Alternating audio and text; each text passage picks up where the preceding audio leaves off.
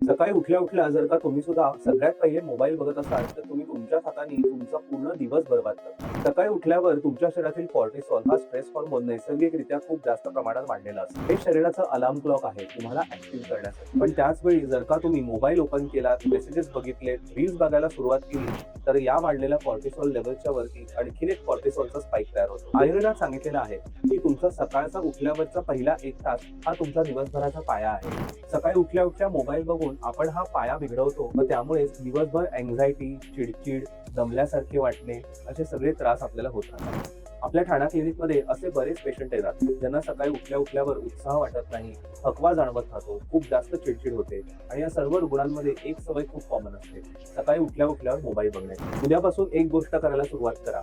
सकाळी उठल्यावर पहिले 30 मिनिटं मोबाईलला अजिबात हात लावू नका.